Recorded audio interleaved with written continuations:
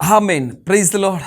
ನಮ್ಮ ಕರ್ತನಾದಂಥ ಯೇಸು ಕ್ರಿಸ್ತನ ನಾಮಕ್ಕೆ ಶಾಲೋಮ್. ಪ್ರೀತಿಯುಳ್ಳ ದೇವಜನರೇ, ಕರ್ತನು ಒಳ್ಳೆಯವರು, ನಂಬಿಗಸ್ತರು.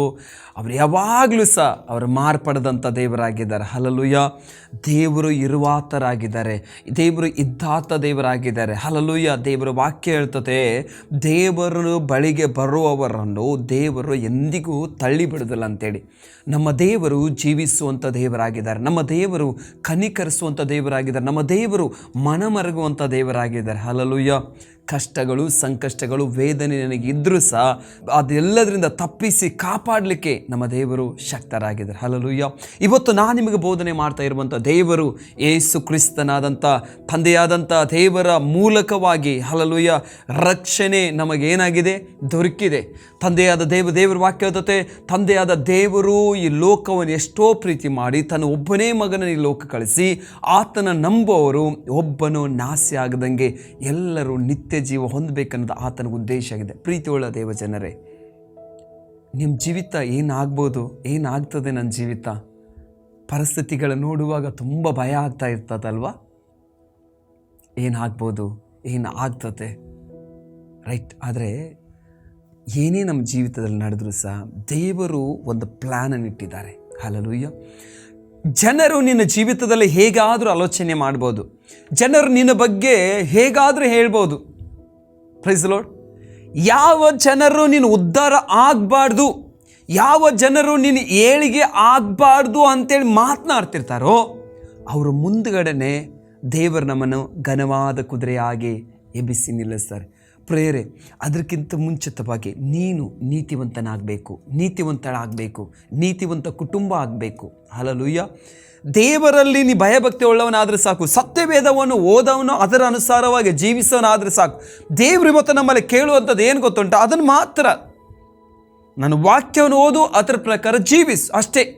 ಅದರಲ್ಲಿ ಏನೆಲ್ಲ ಇದೆ ನಮಗೆ ಗೊತ್ತಿದೆ, ಅದರ ಪ್ರಕಾರ ಜೀವಿಸಿದ್ರೆ ಆಯ್ತು, ಅಷ್ಟೇ. ದೇವರು ಬೇರೆ ಏನು ಕೇಳ್ಕೊಂಡು, ಬೇರೆದೆಲ್ಲ ನಾನು ನೋಡ್ಕೊಳ್ತಾನೆ. ಅದಕ್ಕೆ ದೇವರು ವಾಕ್ಯ ಹೇಳ್ತದೆ, ಮೊದಲು ನೀವು ದೇವರ ರಾಜ್ಯಕ್ಕಾಗಿ ನೀತಿಗಾಗಿ ತವಕ ಪಡ್ರಿ, ಅವುಗಳು ಕೂಡ ನಾನು ಎಲ್ಲವನ್ನು ಕೊಡ್ತೇನೆ.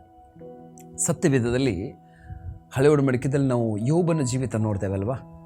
ಯೋಬನ ಜೀವಿತದಲ್ಲಿ ನೋಡುವಾಗ ಯೋಬನ ಜೀವಿತವು ದೇವರಲ್ಲಿ ಭಯಭಕ್ತಿ ಉಳ್ಳವನಾಗಿದ್ದ, ನೀತಿವಂತನೇ ಆಗಿದ್ದ,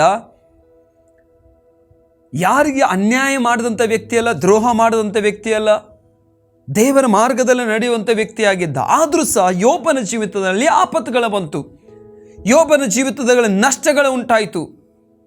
ಅವನ ಜೊತೆಯಲ್ಲಿರುವವರೆಲ್ಲ, ಅವನ ಫ್ರೆಂಡ್ ಆದವರೆಲ್ಲ, ಅವನ ಕುಟುಂಬದವರೆಲ್ಲ ವಿರೋಧವಾಗಿ ನಿಲ್ಲಕ್ಕೆ ಸ್ಟಾರ್ಟ್ ಮಾಡಿದರು.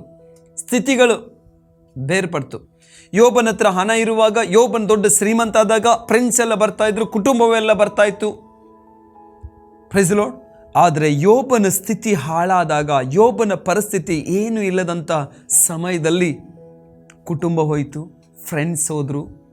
ಹಲ್ಲೆಲೂಯಾ. ಕಟ್ಟಿಕೊಂಡ ಹೆಂಡತಿ ಸಹ ನುನಿಲಿಕ್ಕೆ ಆರಂಭ ಮಾಡಿದ್ಲು, ಗುನುಗುಡ್ಲಿಕ್ಕೆ ಆರಂಭ ಮಾಡಿದ್ಲು. ಆದರೆ ಎಲ್ಲ ಸಮಯದಲ್ಲಿ ಯೋಬನು ಮಾತ್ರ ದೇವರ ಮೇಲೆ ಭರವಸೆ ಇಟ್ಟಂಥ ವ್ಯಕ್ತಿ ಆಗಿರ್ತಾನೆ. Praise the lord. ಒಂದು ವಾಕ್ಯ ಹೀಗೆ ಹೇಳ್ತದೆ, ಯೋಬನು ಬರೆದ ಪುಸ್ತಕದಲ್ಲಿ 36ನೇ ಅಧ್ಯಾಯ ಅದರದ್ದು 16ನೇ ವಚನದಲ್ಲಿ, ಇದೇ ಮೇರೆಗೆ ನಿನ್ನನ್ನು ಕಷ್ಟದೊಳಗಿಂದ ತಪ್ಪಿಸಿ ಇಕ್ಕಟ್ಟಿನಿಂದ ವಿಶಾಲ ಸ್ಥಳಕ್ಕೆ ಬರಮಾಡಬೇಕೆಂಬುದೇ ನಿನ್ನ ಮೇಜಿನ ಆಹಾರಗಳು ತುಪ್ಪದಿಂದ ತುಂಬಿರಬೇಕೆಂಬುದೇ ಆತನ ಉದ್ದೇಶವಾಗಿದೆ. ದೇವರ ಉದ್ದೇಶವೇನು, ದೇವರ ಪ್ಲ್ಯಾನ್ ಏನಂತ ಹೇಳಿದರೆ, ನಿನ್ನನ್ನು ಈ ಮೇರೆ ಕಷ್ಟದೊಳಗಿಂದ ತಪ್ಪಿಸಬೇಕು. ಇರುವಂಥ ನಿನ್ನ ಕಷ್ಟಗಳು, ಸಂಕಷ್ಟಗಳು, ಹಲ್ಲೆಲೂಯಾ, ಈ ಕಷ್ಟದೊಳಗಿಂದ ನಿನ್ನನ್ನು ತಪ್ಪಿಸಿ ಇಕ್ಕಟ್ಟಿಲ್ಲದ, ಅಂದರೆ ಯಾವುದೂ ಸಹ ಹತ್ತಿರ ಇಲ್ಲದ ವಿಸ್ತಾರವಾದ ಸ್ಥಳದಲ್ಲಿ ಸೇರಿಸಬೇಕನ್ನುವುದೇ ದೇವರ ಉದ್ದೇಶ. ಅಷ್ಟು ಮಾತ್ರ ಅಲ್ಲ, ನಿನ್ನ ಮೇಜಿನ ಆಹಾರಗಳು ತುಪ್ಪದಿಂದ ತುಂಬಿರಬೇಕೆಂಬುದು ಆತನ ಉದ್ದೇಶ ಅಂತೆ. ಮೊದಲನೇದಾಗಿ ಇಕ್ಕಟ್ಟಾದ ಸ್ಥಳದಿಂದ ನಮ್ಮನ್ನು ದೇವರು ಬಿಡಿಸ್ತಾರೆ. ಎರಡನೇದಾಗಿ ನಮ್ಮ ಮೇಜಿನ ಆಹಾರವು ತುಪ್ಪದಿಂದ ತುಂಬಿರಬೇಕಂತೇಳಿ ದೇವರು ಆಶಿಸ್ತಾರೆ. ಹಲ್ಲೆಲೂಯಾ. ಮೂರನೇ ಕಾರ್ಯಗಳೇನಂತ ಹೇಳಿದರೆ, ಏನಂತ ಆತನು ದೇವರ ವಾಕ್ಯ ಹೇಳ್ತತೆ, ಬೇಗ ಆತನ ಉದ್ದೇಶ ಏನು? ಉದ್ದೇಶ ಆತನು, ನೀ ಬ್ಲೆಸ್ ಆಗಬೇಕು, ನೀನು ಆಶೀರ್ವದಿಸಲ್ಪಡಬೇಕು, ಜನರು ನಿನ್ನ ನಾಶ ಮಾಡ್ಲಿಕ್ಕೆ ನೋಡುವಾಗ ದೇವರು ನಿನ್ನ ಆಶೀರ್ವದಿಸಲಿಕ್ಕೆ ನೋಡ್ತಾರೆ. ಸೌಲನು ದಾವೀದನನ್ನು ನಾಶ ಮಾಡಲಿಕ್ಕಾಗಿ ನೋಡ್ತಿದ್ದ, ಆದರೆ ದೇವರು ದಾವೀದನನ್ನು ಬ್ಲೆಸ್ ಮಾಡ್ಲಿಕ್ಕೆ ನೋಡ್ತಾ ಇದ್ರು. Price the lord. ಯೋಷಪ್ಪನು ಆತನ ಕುಟುಂಬದವರು, ಅವನ ಅಣ್ಣಂದಿರು ಆತನನ್ನು ಕೇಡಾಗೋದು ನೋಡಬೇಕು. ನಾನು ಬಯಸ್ತಾ ಇದ್ದೇನೆ. ಏನು? ಯೋಷಪ್ಪ ಕೇಡಾಗಬೇಕು, ಯೋಷಪ್ಪನ ದರ್ಶನ ವ್ಯರ್ಥ ಹೋಗಬೇಕು, ಯೋಷಪ್ಪನ ಕನಸುಗಳು ವ್ಯರ್ಥವಾಗಬೇಕು, ಆತನ ಗುರಿ ಮುಟ್ಟಬಾರ್ದು, ಆತನ ಏನು ಸಾಧನೆ ಮಾಡಬಾರ್ದು. ದೇವರ ಮಕ್ಕಳೇ, ನಾನೊಂದು ವಿಷಯ ಹೇಳ್ತೇನೆ. ಇವತ್ತು ಅನೇಕ ಜನರು ನಿನ್ನ ವಿರೋಧವಾಗಿ, ನಿನ್ನ ಸೇವೆಗೆ ವಿರೋಧವಾಗಿ, ನಿನ್ನ ಬಿಸ್ನೆಸ್ಸಿಗೆ ವಿರೋಧವಾಗಿ, ನಿನ್ನ ವ್ಯಾಪಾರಕ್ಕೆ ವಿರೋಧವಾಗಿ, ನಿನ್ನ ಕುಟುಂಬಕ್ಕೆ ವಿರೋಧವಾಗಿ ಅನೇಕ ಜನಗಳು ಇವತ್ತು ಪ್ಲ್ಯಾನ್ ಹಾಕ್ತಾ ಇರ್ತಾರೆ. ಶತ್ರು, ದೇವ್ರ ವಾಕ್ಯ ಹೇಳ್ತತೆ, ಸೈತಾನನು ಸಿಂಹೋಪಾದಿಯಲ್ಲಿ ಯಾರನ್ನು ನುಂಗ್ಲಿ ಅಂಥೇಳಿ ಕಾಯ್ತಾ ಇರ್ತಾನೆ. ಆದರೆ ನಮ್ಮ ಕರ್ತನಾದಂಥ ಯೇಸು ಕ್ರಿಸ್ತ ನಮಗಿದ್ದಾರೆ, ನಮಗೊಂದು ಧೈರ್ಯ ಇದೆ. ಹಲ್ಲೆಲೂಯಾ. ಆತ ನಮ್ಮನ್ನು ಕಣ್ಣುಗುಡ್ಡೆ ಅಂತೆ ಕಾಯ್ತಾನೆ ಅಂತ ಹೇಳಿ ನಮಗೆ ಧೈರ್ಯ ಇದೆ. ಆತ ನಮ್ಮ ಕಷ್ಟದೊಳಗಿಂದ ಬಿಡಿಸ್ತಾನೋ ನಮಗೆ ಧೈರ್ಯ ಇದೆ. ಇವತ್ತು ಕಷ್ಟವೋ ಸಂಕಷ್ಟವೋ ನನ್ನ ಜೀವಿತದಲ್ಲಿ ಆವರ್ಷಕ್ಕೊಂದ್ರು ಸಹ ನಾಳೆ ದೇವರು ಹರ್ಷದಿನ ನನಗೆ ತೆಗೆದುಕೊಂಡು ಬರ್ತಾರೆ ಅನ್ನುವಂಥ ನಂಬಿಕೆ ನಮಗಿದೆ. ಯೋಷಪ್ಪನ ಜೀವಿತದಲ್ಲಿ ಒಂದು ನಂಬಿಕೆ ಇತ್ತು. ಯಾರ ಮೇಲೆ? ದೇವರ ಮೇಲೆ. ದಾವೀದನಿಗೆ ಒಂದು ನಂಬಿಕೆ ಇತ್ತು. ಯಾರ ಮೇಲೆ? ದೇವರ ಮೇಲೆ. ಹಲ್ಲೆಲೂಯಾ. ಯೋಬನಿಗೊಂದು ನಂಬಿಕೆ ಇತ್ತು ದೇವರ ಮೇಲೆ. ಏನು?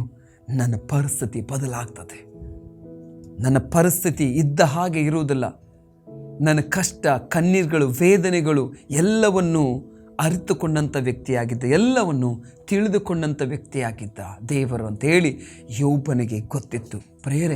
ಪ್ರೀತಿಯುಳ್ಳ ದೇವ ಮಕ್ಕಳೇ, ಕಷ್ಟಪಡುವವರೇ, ಸಂಕಷ್ಟದಲ್ಲಿರುವವರೇ, ನಿಮಗೊಂದು ಶುಭ ವಾರ್ತೆ. ನಿಮಗಾಗಿ ದೇವರು ಅದ್ಭುತ ಮಾಡಲಿಕ್ಕೆ ಕಾಯ್ತಾ ಇದ್ದಾರೆ. ಯೋಷಪ್ಪನ ಜೀವಿತದಲ್ಲಿ ನಾವು ನೋಡಬೇಕಾದ್ರೆ ಅನೇಕ ಜನಗಳು ಕೇಡುಂಟಾಗಬೇಕು. ಯಾವಾಗ ನೀನು ಸಾಯ್ತಿ, ಯಾವಾಗ ನೀ ಆ ಕೆಲಸವನ್ನು ಬಿಡ್ತಿ, ಯಾವಾಗ ನಿನ್ನ ಆ ಸೇವೆಯಿಂದ ಬಿಡಿಯುತ್ತಿ. ಹಲ್ಲೆಲೂಯಾ. ಇವತ್ತು ಜನರು ಅದಕ್ಕೋಸ್ಕರ ಕಾಯ್ತಾ ಇರ್ತಾರೆ.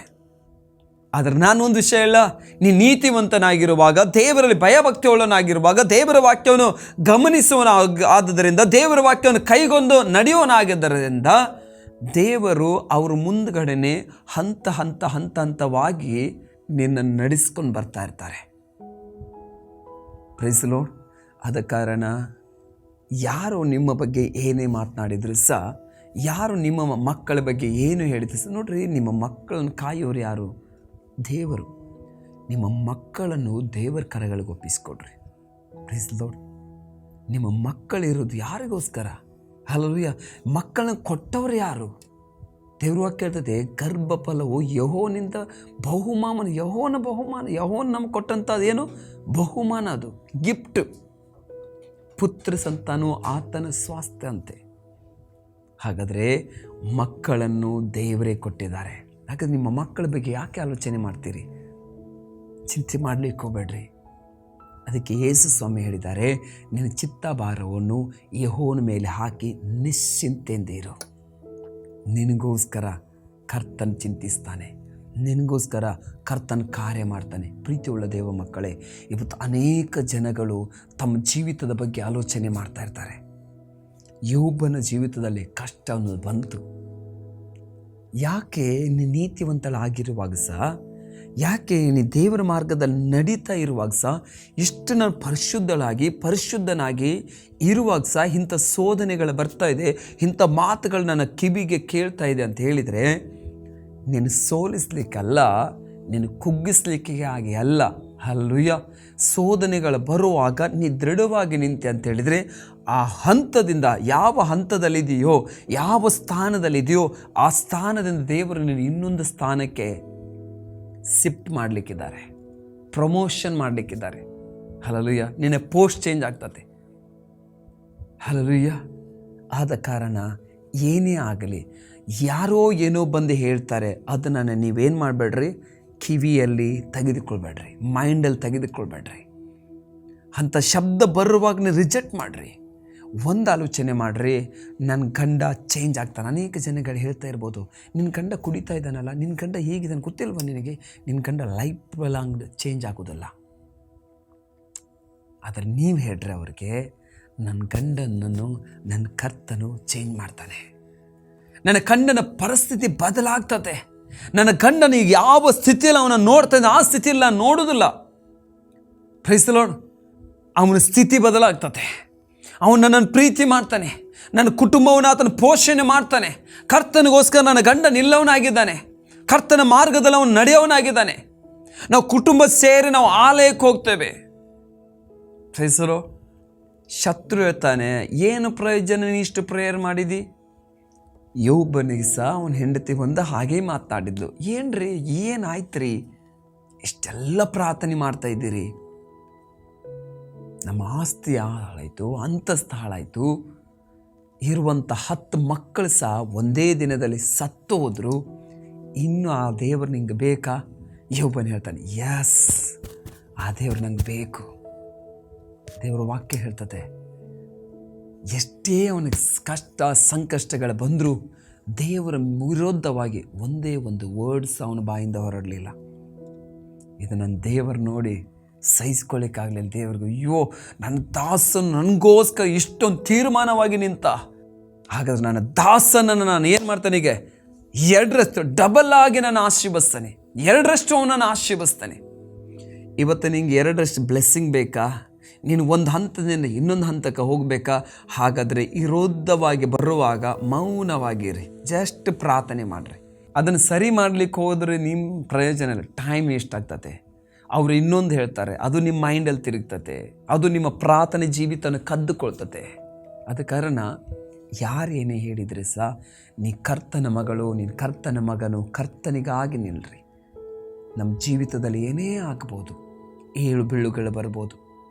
ಆಮೇಲೆ ದೇವರ ವಾಕ್ಯ ಹೇಳ್ತದೆ, ನಾವು ಸತ್ಯವೇದದಲ್ಲಿ ನೋಡುವಾಗ ಯೆಹೋಷಾಫಾಟ್ ಅಂತ ಒಂದು ವ್ಯಕ್ತಿ, ಆ ವ್ಯಕ್ತಿಯ ಜೀವಿತದಲ್ಲಿ ನೋಡುವಾಗ ಅನೇಕ ಅರಸರುಗಳು, 2 ಪೂರ್ವವೃತ್ತಾಂತ 12ನೇ ವಚನದಲ್ಲಿ ದೇವರ ವಾಕ್ಯ ಹೇಳ್ತದೆ, ಆ ಅರಸರುಗಳು ವಿರೋಧವಾಗಿ 3 ಅರಸರುಗಳು ಅವನಿಗೆ ವಿರೋಧವಾಗಿ ಬಂದಾಗ ಆತನು ಒಂದು ಮಾತನ್ನು ಹೀಗೆ ಹೇಳ್ತಾನೆ, ನಾನು ದೇವರೇ, ಈ ದೊಡ್ಡ ಸಮೂಹದ ಮುಂದೆ ನಮಗೆ ನಿಲ್ಲಲಿಕ್ಕೆ ಶಕ್ತಿ ಇಲ್ಲ ದೇವರೇ, ನನ್ನ ಹತ್ರ ಸೈನ್ಯ ಬಲ ಇದೆ. ಇನ್ನೊಂದು ರಾಜ್ಯದವ್ರನ್ನ ಯಾರನ್ನ ಕೇಳಿದರೆ ಅವರು ಕೊಡ್ತಿದ್ರು, ಸೈನ್ಯವನ್ನು ಕಳಿಸ್ತಿದ್ರು, ಕುದುರೆಗಳನ್ನು ಕಳಿಸ್ಕೊಡ್ತಿದ್ರು, ಆಯುಧಗಳನ್ನು ಕಳಿಸ್ಕೊಡ್ತಿದ್ರು. ಯಾಕಂದರೆ ಯೆಹೋಷಾಫಾಟನು ಆತನ ಶ್ರೀಮಂತವಾಗಿರ್ತಾನೆ, ಯೆಹೂದ್ಯರ ಅರಸನಾಗಿರ್ತಾನೆ. ಅಷ್ಟು ಮಾತ್ರವಲ್ಲ, ಈತನ ದೇವರಲ್ಲಿ ಭಯಭಕ್ತಿ ಉಳ್ಳವನಾಗಿರ್ತಾನೆ. ಯೆಹೋಷಾಫಾಟನು ಯಾರನ್ನ ಆದುಕೊಂಡಿದ್ದಂತ ಹೇಳಿದರೆ, ಅಕ್ಕಪಕ್ಕ ಇರುವಂಥ ರಾಷ್ಟ್ರದವ್ರನ್ನ ಆದುಕೊಳ್ಳಿಲ್ಲ. ಯುದ್ಧದ ಏನೋ ಆಯುಧಗಳನ್ನು ಕಳಿಸ್ಕೊಡ್ರಿ, ಸ್ವಲ್ಪ ಸೈನಿಕರು ಬರಲಿ, ಅವ್ರನ್ನ ನಾವು ಯುದ್ಧ ಮಾಡಿ ಸೋಲಿಸ್ತೇವೆ ಅಂತ ಹೇಳಿಲ್ಲ. ಯುದ್ಧ ನಡೀತಂತ ಹೇಳಿದರೆ ಎಲ್ಲರಿಗೂ ಸೋಲು ಉಂಟಾಗ್ತದೆ. ನಿಮಗೆ ಗೊತ್ತಿದೆ, ಒಂದು ದೇಶದಲ್ಲಿ ಯುದ್ಧ ನಡೀತಂತ ಹೇಳಿದರೆ ಅಲ್ಲಿ ಆರ್ಥಿಕ ಪರಿಸ್ಥಿತಿ ಹದಗೆಟ್ಟು ಹೋಗ್ತದೆ. ಯಾಕೆ ಅಂತೇಳಿದರೆ, ಒಂದು ಸಾರಿ ಯುದ್ಧ ನಡೀತು ಅಂತೇಳಿದರೆ, ಒಂದು ವೇಳೆ ಇವರು ಸೋತೋದ್ರಂತೆ ಅಷ್ಟು ಸೈನಿಕರು ಸಾಯ್ತೀರ, ಆಯುಧಗಳು ಹಾಳಾಗ್ತವೆ. ಮತ್ತೆ ಆಯುಧಗಳನ್ನ ರೆಡಿ ಮಾಡಬೇಕು, ಮತ್ತೆ ಸೈನಿಕರನ್ನ ರೆಡಿ ಮಾಡುವಾಗ ಆರ್ಥಿಕ ವ್ಯವಸ್ಥೆ ಹದಗೆಟ್ಟು ಹೋಗ್ತದೆ. ಆದ ಕಾರಣ ಇದೆಲ್ಲ ನಡೆಯುವುದನ್ನು ಯೆಹೋಷಾಫಾಟನು ಅರ್ಥಕೊಂಡ, ಇದೆಲ್ಲ ಆಗೋದು ಬೇಡ, ನಾವು ಆದುಕೊಳ್ಳೋದು ಯಾರನ್ನು? ದೇವರನ್ನು ಆದುಕೊಳ್ಳುವ. ಒಂದು ವೇಳೆ ಬೇರೆ ರಾಷ್ಟ್ರದಿಂದ ನಾವು ಜನರನ್ನು ತರಿಸಿದರೆ ಸಹ ಅವ್ರಿಗೆ ಮತ್ತೆ ನಾವು ಹಿಂದೆ ಕೊಡಬೇಕಲ್ವಾ? ಕ್ರೈಸ್ತರು, ಅದಕ್ಕೆ ನಾವು ಯಾರನ್ನು ಆದುಕೊಳ್ಳೋದು, ಬೇರೆ ರಾಷ್ಟ್ರಗಳನ್ನ ಆದುಕೊಳ್ಳೋದು ಬೇಡ, ಬೇರೆ ಜನಾಂಗಗಳ ಮೇಲೆ ನಾವು ಭರವಸೆ ಇಡೋದು ಬೇಡ, ನಮ್ಮ ಭರವಸೆ ದೇವರ ಮೇಲೆ ಇರಲಿ. ಕ್ರೈಸ್ತರು, ಯೆಹೋಷಾಫಾಟನು 2ನೇ ಪೂರ್ವವೃತ್ತಾಂತದಲ್ಲಿ ಒಂದು ವಾಕ್ಯ ಹೀಗೆ ಹೇಳ್ತದೆ. ಅವನೊಂದು ಮಾತನ್ನು ಹೀಗೆ ಹೇಳ್ತಿದ್ದಾನೆ, ನನ್ನ ಜೀವಿತದಲ್ಲಿ ದೇವರೇ, ನಾವು ನಿಮ್ಮನ್ನೇ ನಂಬಿದ್ದೇವೆ ರಾಜ. 20ನೇ ಅಧ್ಯಾಯದಲ್ಲಿ 12ನೇ ವಚನ, ನಮ್ಮ ದೇವರೇ ಅವರನ್ನು ದಂಡಿಸದೆ ಬಿಡಿಯೋ, ನಮ್ಮ ಮೇಲೆ ಬಂದ ಈ ಮಹಾ ಸಮೂಹ ಮುಂದೆ ನಿಲ್ಲುವುದಕ್ಕೆ ನಮ್ಮಲ್ಲಿ ಬಲವಿಲ್ಲ, ಏನು ಮಾಡಬೇಕೋ ತಿಳಿಯದು, ನಮ್ಮ ಕಣ್ಗಳು ನಿಮ್ಮನ್ನೇ ನೋಡ್ತವೆ ದೇವರೇ ಅಂತೇಳಿ ಪ್ರಾರ್ಥನೆ ಮಾಡ್ತಾನೆ. ಸ್ವಾಮಿ, ನಮಗೆ ಬಲ ಇಲ್ಲ ದೇವರೇ, ದೊಡ್ಡ ಸಮೂಹ ಬಂದು ನಿಂತಿದೆ. ಏನು ಮಾಡಬೇಕು ನಮಗೆ ಗೊತ್ತಾಗ್ತಾ ಇಲ್ಲ. ನಾವು ಬೇರೆದವ್ರ ರಾಷ್ಟ್ರವನ್ನು ಆದುಕೊಳ್ಬೋದು, ಆದರೆ ನಮಗೆ ಅವ್ರ ಮೇಲೆ ಭರವಸೆ ಇಲ್ಲ. ಅವರು ವಿಘ್ನ ಆಗ್ತಾರೆ. ಎಲ್ಲಿ ನಮ್ಮ ಜನ ಸಾಯ್ತಾರೆ, ಆ ಜನ ಸಾಯ್ತಾರೆ, ಗೊತ್ತಿಲ್ಲ ಸ್ವಾಮಿ ನಮಗೆ. ಆದರೆ ದೇವರೇ, ನಾವು ನಿಮ್ಮನ್ನು ಆದುಕೊಳ್ತೇವೆ. ಯೆಹೋಷಾಫಾಟನಿಗೆ ದೇವರ ಆತ್ಮನೊಂದು ಮಾತನ್ನು ಹೇಳ್ತಾನೆ. ಕೆಳಗೆ ವಚನದಲ್ಲಿ 15ನೇ ವಚನದಲ್ಲಿ, ಅವನು ಎಲ್ಲ ಯೆಹೂದ್ಯರೇ, ಯೆರೂಸಲೇಮಿನವರೇ, ಅರಸನಾದ ಯೆಹೋಷಾಫಾಟನೇ, ಯೆಹೋವನು ಹೇಳುವುದನ್ನು ಕೇಳಿರಿ. ಈ ಮಹಾ ಸಮೂಹದ ನಿಮಿತ್ತವಾಗಿ ಕಳವಳಗೊಳ್ಳಬೇಡ್ರಿ, ಹೆದರಬೇಡ್ರಿ. ಯುದ್ಧವು ನಿಮ್ಮದಲ್ಲ, ದೇವರದೇ. ದೇವರ ಆತ್ಮ ಭರಿತರಾಗಿ ಅಲ್ಲಿ ಮಾತನಾಡ್ತದೆ. ಯೆಹೋಷಾಫಾಟ, ನೀನು ಯಾಕೆ ಭಯ ಪಡ್ತಿ? ಯೆಹೂದ್ಯರೇ, ಇಸ್ರಾಯೇಲ್ ಜನರೇ, ಯೆರೂಸಲೇಮಿನ ಮೇಲೆ ವಾಸ ಮಾಡುವಂಥವರೇ, ಯಾಕೆ ಭಯ ಪಡ್ತೀರಿ? ಅವರಿಗೆ ಭಯ ಪಡಬೇಡ್ರಿ, ಅವ್ರಿಗೆ ಹೆದರಬೇಡ್ರಿ. ಯುದ್ಧವು ನಿಮ್ಮದಲ್ಲ, ಯುದ್ಧವು ಯೆಹೋವನದಾಗಿದೆ. ಆದ ಕಾರಣ ದೇವ ಮಕ್ಕಳೇ, ದೇವ ಜನರೇ, ನಾವು ದೇವರನ್ನೇ ಆದುಕೊಳ್ಳುವ. ನಿನ್ನ ಪರಿಸ್ಥಿತಿಗಳನ್ನು ದೇವರು ಮಾರ್ಪಡಿಸ್ತಾನೆ. ನಿನ್ನನ್ನು ಅರಸನಲ್ಲಿ ಆಗಿ, ಈ ಯೆಹೋಷಾಫಾಟನ್ನು ಯೆಹೂದ್ಯರ ಅರಸನಾಗಿ ಮಾಡಿದ್ದು ದೇವರೇ ಅವರನ್ನು ನಡೆಸ್ತಾ ಇದ್ದಾರೆ. ಇವನು ದೇವರಲ್ಲಿ ಭಯಭಕ್ತಿ ಉಳ್ಳವನಾಗಿದ್ದಾನೆ. Praise the Lord. ಎಲ್ಲರನ್ನು ಎಚ್ಚರಿಸ್ತಾ ಇರ್ತಾನೆ. ದೇವರು ಎರಡು ಮಾತನಾಡುವಂಥವನಲ್ಲ. ದೇವರ ಹತ್ರ ಅನ್ಯಾಯ ಇಲ್ಲ, ನೀವು ನಂಬಿಗಸ್ತರ ಕೆಲಸ ಮಾಡ್ರಿ ಅಂತೇಳಿ ಎಲ್ಲರಿಗೆ ಬೋಧನೆ ಮಾಡ್ತಾ ಇರ್ತಾನೆ. ಇಂಥವನಿಗೆ ವಿರೋಧವಾಗಿ ಬರುವಾಗ ಅವನು ಯಾರನ್ನ ಆದ್ಕೊಂಡ? ದೇವರೇ, ನಾವು ನಿಮ್ಮನ್ನು ಆದ್ಕೊಳ್ತೇವಪ್ಪ. ನಿಮ್ಮ ಕೆಲಸದಲ್ಲಿ ದೇವರನ್ನ ಆದ್ಕೊಡ್ರಿ, ನಿಮ್ಮ ಸೇವೆಯಲ್ಲಿ ದೇವರನ್ನ ಆದ್ಕೊಡ್ರಿ, ನಿಮ್ಮ ಎಜುಕೇಷನಲ್ಲಿ ದೇವರನ್ನ ಆದ್ಕೊಡ್ರಿ, ನಿಮ್ಮ ಬಿಸ್ನೆಸ್ಸಲ್ಲಿ ದೇವರನ್ನ ಆದ್ಕೊಡ್ರಿ. ನೀವು ದೇವರನ್ನ ಆದುಕೊಳ್ಳುವಾಗ, ದೇವರನ್ನ ಆಧಾರ ಮಾಡಿಕೊಳ್ಳುವಾಗ ದೇವರೇ ನಿಮ್ಮನ್ನು ನಡೆಸ್ತಾರೆ. ಪ್ರೇಯರ್ ನಾನು ಹೇಳ್ತೇನೆ, ದೇವರು ನಿಮ್ಮ ಜೊತೆಯಲ್ಲಿ ಇರೋದಾದರೆ ಎಲ್ಲ ಶೋಧನೆಗಳಿಂದ ನಿಮ್ಮನ್ನು ತಪ್ಪಿಸ್ತಾರೆ. ದೇವರು ವಾಕ್ಯ ಹೇಳ್ತತೆ, ಯೋಷಪ್ಪನ ಸಂಗಡ ಯೆಹೋವನು ಇದ್ದದರಿಂದ. ಏನಂತೆ? ಯೋಷಪ್ಪನ ಸಂಗಡ ಯೆಹೋವನು ಇದ್ದದ್ದರಿಂದ, ಅಂದರೆ ಯೋಷಪ್ಪನ ಸಂಗಡ ದೇವರು ಇದ್ದದರಿಂದ ಪೋಟಿಫಾರನ ಮನೆ ಬ್ಲೆಸ್ ಆಯಿತು. ಯೋಷಪ್ಪ ಎಲ್ಲೆಲ್ಲ ಹೋಗ್ತಾನೆ ಅಲ್ಲಿ ಜಯ ಕಾಣಲ್ಪಡ್ತಾ ಇದ್ದ. ದೇವರ ಮೋಸೆ ಸಂಗಡ ಇದ್ದದರ ನಿಮಿತ್ತವಾಗಿ ದೇವರ ವಾಕ್ಯ ಹೇಳ್ತದೆ, ಕೆಂಪು ಸಮುದ್ರ 2 ಭಾಗವಾಯಿತು. ಮೇಘ ಸಂಭವವಾಗಿ, ಅಗ್ನಿ ಸಂಭವವಾಗಿ ಇಸ್ರಾಯೇಲರನ್ನು ದೇವರು ಏನು ಮಾಡ್ತಾಯಿದ್ರು? ನಡೆಸ್ತಾ ಇದ್ರು. ದೇವರವ್ರ ಜೊತೆಯಲ್ಲಿ ಇರುವಾಗ ಅವರ ಇಸ್ರಾಯೇಲರಂದು ಕೇಳುವಾಗಲೇ ಜನರಿಗೆ ಭಯ ಉಂಟಾಯಿತು. ಅಷ್ಟು ಭಯ ಉಂಟಾಗ್ತದೆ ಜನರಿಗೆ. ಯಾಕಂತಿದ್ರೆ ಇಸ್ರಾಯೇಲ್ ಸೈನ್ಯದೊಡನೆ, ಮೋಸೆ ಸೇವಕನೊಡನೆ ಯಾರಿದ್ದಾರೆ? ದೇವರಿದ್ದಾರೆ. ಯೆಹೋಶುವನು ಯೆರಿಕೋ ಪಟ್ಟಣಕ್ಕೆ ಜನರನ್ನು ಕಳಿಸ್ತಾನೆ. 1-2 ಜನನ ಕಳಿಸಿ ಹೋಗಿ ನೋಡ್ಕೊಂಬಂಡ್ರೆ ಆ ಪಟ್ಟಣ ಹೇಗಿದೆ ಅಂತೇಳಿ. ಅಲ್ಲಿ ಅವ್ರು ಹೋದಾಗ ಅದು ಗೊತ್ತಾಗ್ತದೆ ಆ ಊರಿನವ್ರು, ಇಲ್ಲಿ ಆ ಇಸ್ರಾಯೇಲ್ ಸೈನ್ಯದವರು ಇಬ್ಬರು ಬಂದಿದ್ದಾರೆ ಪಟ್ಟಣ ನೋಡ್ಕೊಂಡು ಹೋಗ್ಲಿಕ್ಕಂತೇಳಿ. ಅವರು ಹುಡುಕ್ಲಿಕ್ಕೆ ಆರಂಭ ಮಾಡ್ತಾಳೆ. ಅಲ್ಲಿ ಒಬ್ಬ ರಾಹೇಬಳಂತಿದ್ದಾರೆ, ಒಂದು ಸ್ತ್ರೀ. ಆ ಸ್ತ್ರೀ ಮನೆಯಲ್ಲಿ ಅವಳು ಉಳ್ಕೋತಾರೆ. ಆ ಸ್ತ್ರೀ ಅವಳನ್ನು ಬಚಾವ್ ಮಾಡ್ತಾರೆ. ಆ ಸ್ತ್ರೀ ಹೇಳ್ತಾರೆ, ನಿಮ್ಮ ದೇವರೇ ನಿಜವಾದ ದೇವರು, ಕೆಂಪು ಸಮುದ್ರ ಇಬ್ಬಾಗ ಮಾಡಿದ ದೇವರು, ಅನೇಕ ರಾಜ್ಯಗಳನ್ನು ಉಳಿಸಿದಂಥ ದೇವರು, ನಿಮ್ಮ ಹೆಸರು ಕೇಳುವಾಗ ನಮ್ಮ ಎದೆ ಒಡೆದುಕೊಂಡಂಗೆ ಆಯ್ತಂತೆ. ಅವ್ರಿಗೆ ಭಯ ಹಿಡಿದಂಗೆ ಆಯ್ತು ಆ ಊರಿನವರೆಲ್ಲರಿಗೆ. ಆದ ಕಾರಣ ಈ ಪಟ್ಟಣವನ್ನು ದೇವರು ನಿಮ್ಮ ಕೈಯಲ್ಲಿ ಕೊಡ್ತಾನೆ, ನಮಗೆ ಚೆನ್ನಾಗಿ ಗೊತ್ತಿದೆ. ಆದ ಕಾರಣ ಈ ಪಟ್ಟಣ ದೇವರು ನಿಮ್ಮ ಕೈಯಲ್ಲಿ ಕೊಡುವಾಗ ನಾನು ಇವತ್ತು ನಿಮಗೆ ಮಾಡುವಂಥ ಉಪಕಾರಗಳನ್ನು ನೆನಪು ಮಾಡಿಕೊಂಡು ನನ್ನನ್ನು, ನನ್ನ ಕುಟುಂಬದವರನ್ನು ಏನು ಮಾಡಿರಿ? ಸೇಫ್ಟಿ ಮಾಡಿರಿ, ಸಂರಕ್ಷಣೆ ಮಾಡಿರಿ ಅಂತೇಳಿ. ಹಾಗಾದರೆ ಇಸ್ರಾಯೇಲ ಜನರೊಂದಿಗೆ ದೇವರು ಇದ್ದ ಕಾರಣ ಅಲ್ಲಿ ಅರಸರುಗಳು ಭಯ ಪಡ್ತಾಯಿದ್ರು. ಯೋಷಪ್ಪನ ಸಂಗಡ ದೇವರಿದ್ದ ಕಾರಣ ಪೋಟಿಫಾರನ ಹೇಳ್ತಾನೆ, ದೇವರು ನಿನಗೆ ಸಂಗಡ ಇದ್ದಾರ ಅಂತೇಳಿ. ದಾವಿದನ ಸಂಗಡ ದೇವರಿದ್ದದ ನಿಮಿತ್ತವಾಗಿ ಸೌಲನಿಗೆ ಭಯ ಉಂಟಾಯ್ತು. ಯಾಕೆ ಅಂತಿದ್ರೆ ದಾವಿದ ಎಲ್ಲೆಲ್ಲ ಹೋಗ್ತಾನೋ ಅಲ್ಲಿ ಜಯವನ್ನು ಕಾಣ್ತಾ ಇರ್ತಾನೆ. ಹಲ್ಲೆಲೂಯಾ. ದೇವ ಮಕ್ಕಳೇ, ದೇವ ಜನರೇ, ಕರ್ತ ನಿಮ್ಮ ಸಂಗಡ ಇದ್ದಾರೆ. ಭಯ ಪಡಬೇಡ್ರಿ, ಯಾವುದ್ರ ಬಗ್ಗೆ ಚಿಂತಿಸಬೇಡ್ರಿ. ನಿಮ್ಮನ್ನು ಕರೆದಂಥ ದೇವರು ನಂಬಿಗಸ್ತನಾಗಿದ್ದಾನೆ. ಆತನ ನಿಮ್ಮನ್ನು ಕೊನೆಯವರೆಗೆ ನಡೆಸುವಂಥ ದೇವರಾಗಿದ್ದಾರೆ. ನಿಮ್ಮನ್ನು ಕರ ಹಿಡಿದು ನಡೆಸುವಂಥ ದೇವರಾಗಿದ್ದಾರೆ. ವಿಶೇಷವಾಗಿ ಒಂದು ವಾಕ್ಯ ಹೀಗೆ ಹೇಳ್ತದೆ, ಅಪೊಸ್ತಲ ಪೌಲನು ಒಂದು ಮಾತನ್ನು ಏನು ಹೇಳ್ತಾ ಇದ್ದಾನೆ ಅಂತ ಹೇಳಿದರೆ, ಫಿಲಿಪ್ಪ ಬರೆದ ಪುಸ್ತಕ 4ನೇ ಅಧ್ಯಾಯದಲ್ಲಿ ಆತನೊಂದು ಮಾತನ್ನು ಹೇಳೋದು ನಾವು ಕೇಳ್ತೇವೆ. ಏನಂತ ಹೇಳಿದರೆ, ನನ್ನನ್ನು ಬಲಪಡಿಸುನಾತನಲ್ಲಿ ಇದ್ದುಕೊಂಡು. ಈ ವಾಕ್ಯವನ್ನು ನಾವೆಲ್ಲರೂ ಏನು ಮಾಡಬೇಕು? ಹರಿಕೆ ಮಾಡಬೇಕು. 13ನೇ ವಚನದಲ್ಲಿ ಆತನು ಹೇಳ್ತಾನೆ, ನನ್ನನ್ನು ಬಲಪಡಿಸುನಾತನಲ್ಲಿ ಇದ್ದುಕೊಂಡು ಎಲ್ಲವನ್ನು ಮಾಡಲಿಕ್ಕೆ ನಾನು ಶಕ್ತನಾಗಿದ್ದೇನೆ. ಅದಕ್ಕಿಂತ ಮುಂಚೆ 12ನೇ ವಚನದಲ್ಲಿ, ಬಡವನಾಗಿರಲು ಬಲ್ಲೆನು, ಸಮೃದ್ಧಿಯುಳ್ಳವನಾಗಿರಲು ಬಲ್ಲೆನು. ನಾನು ತೃಪ್ತನಾಗಿದ್ದರೂ, ಹಸಿದವನಾಗಿದ್ದರೂ, ಸಮೃದ್ಧಿಯುಳ್ಳವನಾದರೂ, ಕೊರತೆಯುಳ್ಳವನಾದರೂ, ಯಾವ ಥರದ ಸ್ಥಿತಿಯಲ್ಲಿರುವುದವನಾದರೂ ಅದರ ಗುಟ್ಟು ನನಗೆ ಗೊತ್ತಿದೆ. ನಾನು ಬಡವನಾಗಲಿ, ಶ್ರೀಮಂತನಾಗಲಿ, ಹಸಿವಿಂದ ಇರಲಿ, ಹೊಟ್ಟೆ ತುಂಬ ಊಟ ಮಾಡಿದವನಾಗಲಿ, ನನ್ನ ಸ್ಥಿತಿ, ನನ್ನ ಪರಿಸ್ಥಿತಿ ಏನೇ ಇದ್ದರೂ ಸಹ ಅದರ ಗುಟ್ಟು ನನಗೆ ಗೊತ್ತಿದೆ. ಏನಂತ ಹೇಳಿದರೆ, ನನ್ನನ್ನು ಬಲಪಡಿಸುವ ನಾತನಲ್ಲಿ ಇದ್ದುಕೊಂಡು, ಹಲ್ಲೆಲೂಯಾ, ನಾನು ಎಲ್ಲವನ್ನು ಮಾಡಲಿಕ್ಕೆ ಶಕ್ತನಾಗಿದ್ದೇನೆ. ದೇವರೊಂದಿಗೆ ನಾನು ಇದ್ನೆ ಅಂತ ಹೇಳಿದರೆ, ಅಥವಾ ದೇವರು ನನ್ನೊಂದಿಗೆ ಇದ್ದರು ಅಂತ ಹೇಳಿದರೆ ನನಗೆ ಯಾವ ಭಯ ಇರೋದಿಲ್ಲ. ದೇವರು ಹೇಳಿದರು, ಹದ್ದು ತನ್ನ ಮರಿಗಳನ್ನ ಹೇಗೆ ಕಾಪಾಡ್ಕೊಂಬರ್ತದೋ ಅದೇ ಪ್ರಕಾರ ಇಸ್ರಾಯೇಲರನ್ನು ಐಗುಪ್ತ ದೇಶದಿಂದ ಹಾಲು ಜೇನು ಹರಿಯುವಂಥ ದೇಶಕ್ಕೆ ಅದೇ ಪ್ರಕಾರ ಸಂರಕ್ಷಣೆ ಮಾಡಿ ಸೇಫ್ಟಿಯಾಗಿ ನಾನು ಕರೆದುಕೊಂಡು ಬಂದಿದ್ದೇನೆ ಅಂಥೇಳಿ. ಕೋಳಿ ತನ್ನ ಮರಿಗಳನ್ನು ಏನು ಕಾಪಾಡುವಂತೆ ಇಸ್ರಾಯೇಲರನ್ನ ಕಾಪಾಡ್ಕೊಂಬಂದ ದೇವರು ಹೇಳ್ತಾರೆ. ಇವತ್ತು ಅದೇ ದೇವರಲ್ವಾ ನಾನು ನೀನು ಆರಾಧನೆ ಮಾಡ್ತಾ ಇರೋದು? ಅದೇ ದೇವರಲ್ವಾ ನಾನು ನೀನು ಸ್ತುತಿ ಮಾಡ್ತಾ ಇರೋದು? ಆ ದೇವರನ್ನು ಆರಾಧಿಸುವ, ಆ ದೇವರ ಮೇಲೆ ಭರವಸೆ ಇಡುವ. ದೇವರ ವಾಕ್ಯ ಹೇಳ್ತತೆ, ನಾ ಕಣ್ಣೆತ್ತಿ ಪರ್ವತ ಕಡೆ ನೋಡ್ತಾನೆ, ನನ್ನ ಸಹಾಯ ಎಲ್ಲಿಂದ ಬರ್ತದೆ? ಭೂಮಿ ಆಕಾಶಗಳ ಉಂಟು ಮಾಡಿದ ಯೆಹೋವನಿಂದಲೇ ನನ್ನ ಸಹಾಯ ಬರ್ತದೆ ಅಂತೇಳಿ.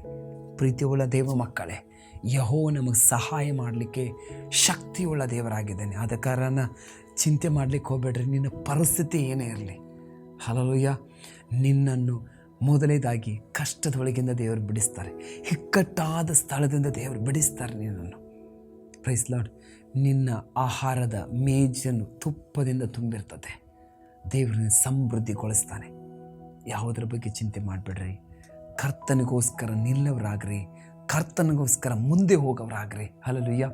ಪರಿಸ್ಥಿತಿ ಏನೇ ಬರಬಹುದು, ಆದರೆ ನಮ್ಮ ಜೀವಿತದಲ್ಲಿ ಯಾರನ್ನು ಕಾಣುವ? ಕರ್ತನನ್ನು ಕಾಣುವ. ಆ ದೇವರು ನಿಮಗೆ ಸಹಾಯ ಮಾಡಲಿಕ್ಕೆ ಶಕ್ತನಾಗಿದ್ದಾನೆ. ಇವತ್ತು ಏನು ಇಲ್ಲದೆ ಇರ್ಬೋದು ನಿನ್ನ ಜೀವಿತದಲ್ಲಿ, ಹಲ್ಲೆಲೂಯಾ. ಕೊರತೆ ಎನ್ನುವುದು ಕಾಡ್ತಾ ಇರ್ಬೋದು, ಸಾಲ ಎನ್ನುವುದು ಕಾಡ್ತಾ ಇರ್ಬೋದು, ರೋಗ ಎನ್ನುವುದು ಕಾಡ್ತಾ ಇರ್ಬೋದು ನಿನ್ನನ್ನು. ಆದರೆ ದೇವರು ಅದಕ್ಕೆಲ್ಲದಕ್ಕೂ ಅಂತ್ಯವನ್ನು ನಿರ್ಮಾಣ ಮಾಡಿದ್ದಾರೆ. ಏನು ಮಾಡಿದ್ದಾರೆ? ಅಂತ್ಯವನ್ನು ನೇಮಿಸಿದ್ದಾರೆ ದೇವರು. ಆ ದಿನದಲ್ಲಿ ಅಂತ್ಯವು ನಿರ್ನಾಮ ಆಗ್ತದೆ. ಹಲ್ಲೆಲೂಯಾ.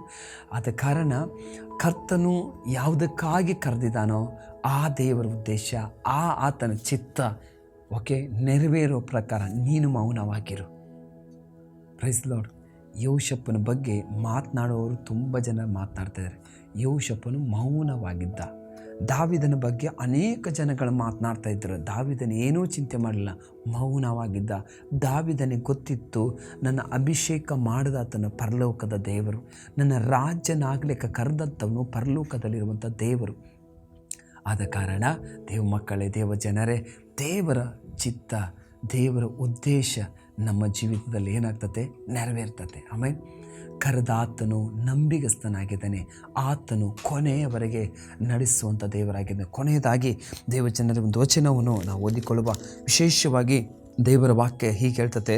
1 ಥೆಸಲೋನಿಕ ಬರೆದ ಪುಸ್ತಕ 5ನೇ ಅಧ್ಯಾಯ 24ನೇ ವಚನದಲ್ಲಿ, ನಿಮ್ಮನ್ನು ಕರೆಯುವಾತನು ನಂಬಿಗಸ್ತನು, ಆತನು ತನ್ನ ಕಾರ್ಯವನ್ನು ಏನು ಮಾಡೋನಾಗಿದ್ದಾನೆ? ಹಲ್ಲೆಲೂಯಾ, ಸಾಧಿಸೋನಾಗಿದ್ದಾನೆ. ಆದ ಕಾರಣ ದೇವ ಜನರೇ, ನೀನು ಇವತ್ತು ಜೀವಿಸಬೇಕೆಂದು ಆತನಿಗೋಸ್ಕರ ಏನಿದ್ದೇವೆ? ಹಲ್ಲೆಲೂಯಾ. ಯೇಸು ನಮಗೋಸ್ಕರ ಹುಣ್ಣಲ್ಪಟ್ಟ, ನಮಗೋಸ್ಕರ ಮರಣವನ್ನು ಅನುಭವಿಸಿದ್ದಾರೆ. ಯಾಕೆ? ನೀನು ಜೀವಿಸಬೇಕು. ನಿನ್ನ ಪರಿಸ್ಥಿತಿ ನೀನು ಬಡವನಾಗಿರಬೇಕನ್ನೋ ದೇವರ ಉದ್ದೇಶ ಅಲ್ಲ. ನೀನು ಸಾಲದಲ್ಲೇ ಇರಬೇಕನ್ನೋ ದೇವರ ಉದ್ದೇಶ ಅಲ್ಲ. ನೀನು ರೋಗದಲ್ಲೇ ಇರಬೇಕನ್ನೋ ದೇವರ ಉದ್ದೇಶ ಅಲ್ಲ. ನಿನ್ನ ಕುಟುಂಬ ಯಾವಾಗಲೂ ಕಣ್ಣೀರಲ್ಲಿ ಇರಬೇಕನ್ನೋದು ದೇವರ ಉದ್ದೇಶ ಅಲ್ಲ. ಇವತ್ತು ನಿನ್ನ ಕೈ ಖಾಲಿ ಇರ್ಬೋದು. ಜಸ್ಟ್ ಬಿಲೀವ್ ಮಾಡ್ರಿ ದೇವರನ್ನು. ಹಲ್ಲೆಲೂಯಾ. ಕರ್ತನ ನಿನಗೆ ಉತ್ತಮವಾದದ್ದನ್ನು ಕೊಡ್ತಾರೆ. ಅನೇಕ ಜನಗಳಿಗೆ ಇದೇ ಕೈ ಮೂಲಕ ದಾನ ಕೊಡುವರಾಗ್ತೇವೆ. ಹಲ್ಲೆಲೂಯಾ. ನಮ್ಮ ಕೈಗಳು ಸಾಧಾರಣ ಕೈಗಳಲ್ಲ. ನಾವು ಅನೇಕ ಜನಗಳಿಗೆ ಆಶೀರ್ವಾದ ಮಾಡೋರು, ನಾವು ಅನೇಕ ಕೆಳಗೆ ಬಿದ್ದವ್ರನ್ನ ಎತ್ತೋರಾಗಿದ್ದೇವೆ, ಅನೇಕ ಬಡವರನ್ನು ನಾವು ಪೋಷಿಸೋರಾಗಿದ್ದೇವೆ. ಹಲ್ಲೆಲೂಯಾ. ಅನೇಕ ಕುಟುಂಬಗಳನ್ನ ನಾವು ಕಟ್ಟೋರಾಗಿದ್ದೇವೆ. ಆದ ಕಾರಣ ದೇವಜನರ ದೇವ ಮಕ್ಕಳೇ, ನಿಮ್ಮನ್ನು ಕರೆದಂಥ ದೇವರು ಯಾರು? ನಾನು ಆತನನ್ನು ನೋಡ್ತಾನೆ. ಯಾರೇನು ಹೇಳ್ತಾರೆ ನನ್ನ ಬಗ್ಗೆ, ಅದರ ಬಗ್ಗೆ ಚಿಂತೆ ಮಾಡೋದಿಲ್ಲ. ನನಗೆ ನೇಮಕವಾದಂಥ ಒಂದು ಓಟ ಇದೆ. Praise the lord. ನನಗೊಂದು ದರ್ಶನ ಇದೆ. ನಾನು ಆ ದರ್ಶನ ಕಡೆ ನಡೆದು ಹೋಗ್ತೇನೆ. ಆ ದರ್ಶನ ಕಡೆ ಮುಂದೆ ಹೆಜ್ಜೆ ಇಡ್ತೇನೆ. ಮುಂದೆ ನೀನು ಹೋಗುವಾಗ ಅನೇಕ ತಡೆಗಳು ಬರ್ತದೆ. ಆ ತಡೆ ಮೇಲೆ ಎಲ್ಲದರ ಮೇಲೆ ಧೈರ್ಯವುಳ್ಳವನಾಗಿ ಕಾಲಿಟ್ಟುಕೊಂಡು ಒಂದು ಹೆಜ್ಜೆ ಇಟ್ಕೊಂಡು ನಾವು ಮುಂದೆ ಸಾಗೋದಾದರೆ ದೇವರ ಚಿತ್ತ ಏನು ನಮ್ಮ ಜೀವಿತ ನಾವು ಕಂಡುಕೊಳ್ಳಿಕ್ಕಾಗ್ತದೆ. ಇಲ್ಲದಿದ್ದರೆ ನಾವು ಇಲ್ಲೇ ಇರ್ತೇವೆ. ಆದ ಕಾರಣ ದೇವ ಮಕ್ಕಳೇ, ದೇವ ಜನರೇ, ಇದೊಂದು ನಿಮಗೊಂದು ದೇವರು ಏನು ಒಂದು ಟೆಸ್ಟ್ ಕೊಟ್ಟಿದ್ದಾರೆ, ಪರೀಕ್ಷೆ. ನಿನಗಿರುವಂಥ ರೋಗ ಒಂದು ಪರೀಕ್ಷೆ, ನಿನಗಿರುವಂಥ ಸಾಲ ಒಂದು ಪರೀಕ್ಷೆ, ಇವತ್ತು ಆಗುವಂಥ ಕುಟುಂಬದ ಕಾರ್ಯಗಳದ ಪರೀಕ್ಷೆ. ಇದೂ ಅಲ್ಲ, ಅದನ್ನು ನೋಡು. ಅದಕ್ಕೆ ದಾವೀದ ಹೇಳ್ತಾನೆ, ನಾನು ಕಣ್ಣೆತ್ತಿ ಪರ್ವತ ಕಡೆ ನೋಡ್ತಾನೆ, ನನ್ನ ಸಹಾಯ ಇಲ್ಲಿಂದ ಬರ್ತದೆ. ಭೂಮಿ ಆಕಾಶಗಳ ಉಂಟು ಮಾಡಿದ ಯೆಹೋವನಿಂದಲೇ ಬರ್ತದೆ. ಸ್ತೇಫನನ್ನು ಕಲ್ಲು ಹಿಡಿದು ಸಾಯಿಸುವಾಗ ದೇವರ ವಾಕ್ಯ ಹೇಳ್ತದೆ, ಆತನ ಕಣ್ಣೆತ್ತಿ ನೋಡಿದಂತೆ ಪರಲೋಕವನ್ನು ನೋಡುವಾಗ ಯೇಸು ಸ್ವಾಮಿ, ದೇವದೂತರು, ದೇವರು ಯೇಸು ಸ್ವಾಮಿ ಅವನಿಗೋಸ್ಕರ ಸನ್ಮಾನಿಸ್ಲಿಕ್ಕೋಸ್ಕರ ಎದ್ದು ನಿಂತರು. ಆತನಲ್ಲಿ ನೋಡಿದ, ಇದೇನೂ ಅಲ್ಲ ನನಗಲ್ಲಿದೆ, ಅದು ನನಗೆ ಬೇಕು. ಆಮೇಲೆ ಕರ್ತನಾದ ಯೇಸು ಕ್ರಿಸ್ತನ ನಾಮಕ್ಕೆ ಸ್ತೋತ್ರ ಉಂಟಾಗಲಿ. ದೇವಜನರೇ, ಯೇಸು ಸ್ವಾಮಿ ಈ ಲೋಕದ ಎಲ್ಲವನ್ನು ಏನಂತಿದ್ರೆ ಕಸವೆಂದು ಎನಿಸಿದರು. ಪೌಲನು ಈ ಲೋಕದ ಪ್ರತಿಯೊಂದು ಸಂಗತಿ ಕಸವೆಂದು ಎನಿಸಿದ.